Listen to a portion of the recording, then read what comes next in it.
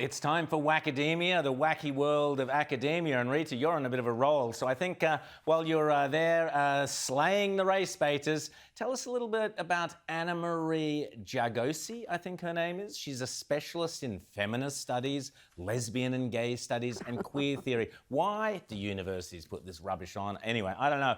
Take it away, Rita. Well, I just wanted to bring you a line from that she's written here, which I just think captures everything so beautifully.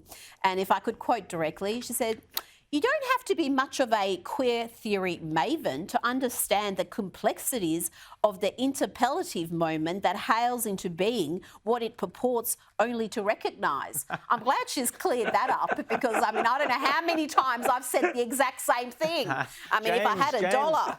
James, translate for us, please, James. No, I'm sorry, I can't. That is just too far advanced in woke speak for me. I'm not even quite sure what it's about. I do think that she had trying to make some sort of point about how women in public are often named by their first name and men by their last name or something weird like that. But of course, this was printed by the Sydney Morning Herald with a completely straight face. And of course, they would have all been sitting around the newsroom going, "Oh, yes, well, it is an interpellative moment, isn't it? Yes, oh, it's definitely Miffy, very interpellative. Yes. Oh, yes, Hugo, completely interpellative. Yes, front page." Good stuff. While you're on it, James, a teachers' union is going to be debating ethnic cleansing. Tell us about it.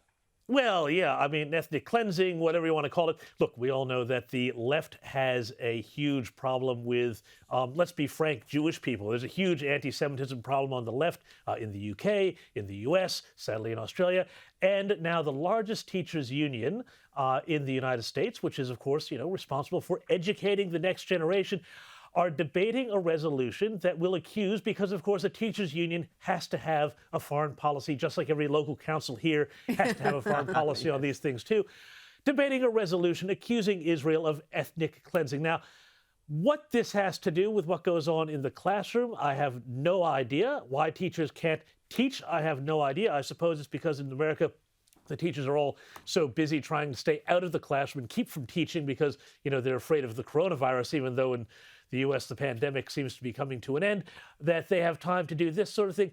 I don't know. It's bonkers. It's evil. It's wrong. And I do not think teachers should be going around saying that Israel is guilty of ethnic cleansing. Just call me interpellative. Well, the interpellative. Well, the anti-Semitism gets worse. There was a Jewish woman who was fired, wait for it, as the diversity officer. So she's the diversity officer of this particular organization.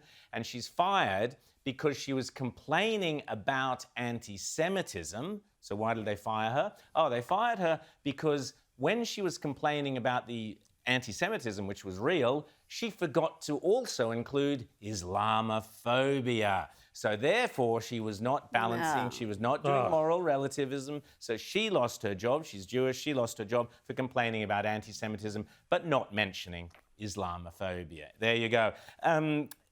Rita, we also saw some disgusting scenes. A rabbi was stabbed 8 times in Boston. Awful story a couple of days ago. So this poor bloke was just walking down the street near a Jewish school, clearly Jewish. He had the kippah on, etc. And this character came rushing out, attacked him with a knife, had a gun, tried to kidnap him. Awful sorts of stories. This anti-Semitism, oh yes, of course he wasn't an anti-Semite, he was just an anti-Zionist, is how the American left try to spin it, Rita. Well, yes, so much of what is clearly just anti-Semitism is dressed up as anti-Zionism or anti-Israeli sentiment. But if you hold Israel to a different standard than every other country in the world, it may be because you're anti-Semitic. Just putting it out there.